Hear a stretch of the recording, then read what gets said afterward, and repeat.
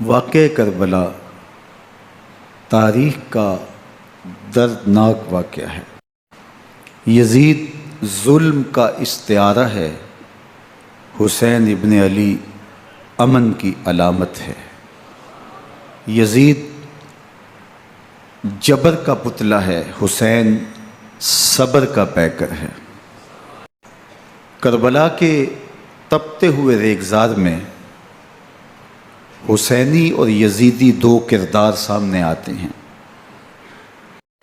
بہدل کی بیٹی محسون کا ناپاک بیٹا تھا اور حسین محمد عربی کی بیٹی فاطمہ کا شہزادہ تھا۔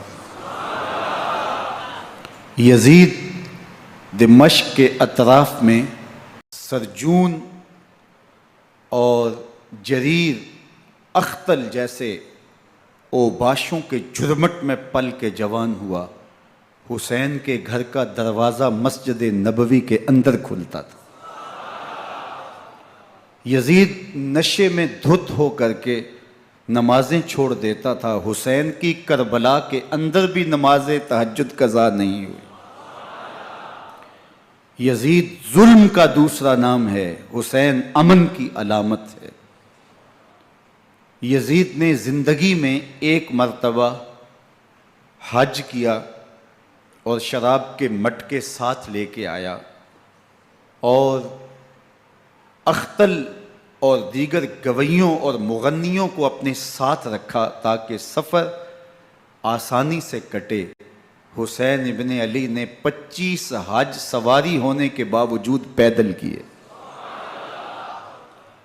یزید حج بیت اللہ کے بعد مدینہ المنورہ آیا اور شراب کی ایک مجلس بپا کی۔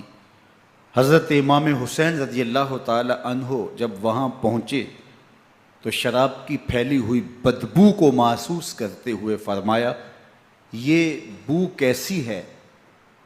تو نشے میں دھت یزید بولا، یہ شام میں بنتی ہے، اور ایک جام منگوایا اور اس کو پیتے ہوئے دوسرا جام حضرت امام حسین رضی اللہ تعالی عنہ کی طرف بڑھاتے ہوئے کہا، ابا عبداللہ لیجئے۔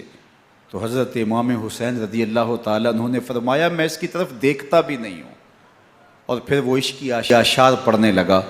جب یزید کی شراب نوشی کا منظر امام حسین رضی اللہ تعالی عنہ اپنی آنکھوں سے دیکھ چکے تھے تو مجھے بتاؤ یزید کے ہاتھ پہ امام حسین کا پاک ہاتھ کیسے آتا؟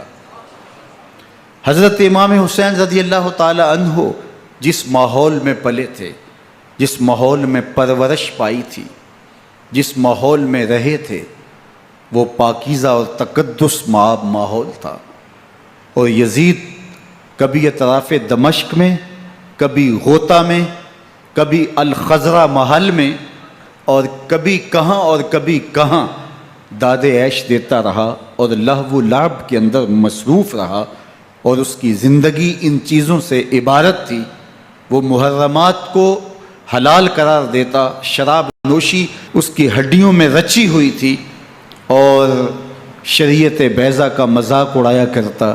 اور حسین ابن علی رضی اللہ تعالی عنہ کی دوستیاں جن لوگوں سے تھی وہ عبداللہ ابن عباس تھے، عبداللہ ابن عمر تھے، حضرت عبد الرحمن بن ابو بکر رضی اللہ تعالی عنہ تھے۔ یزید تو جوا کھیلتا رہا، یزید تو قمار بازی کرتا رہا، یزید تو شراب نوشی کرتا رہا، اور حسین ابن علی مسجد نبوی کے منبر میں حضور کے پہلوؤں میں بیٹھتے رہے۔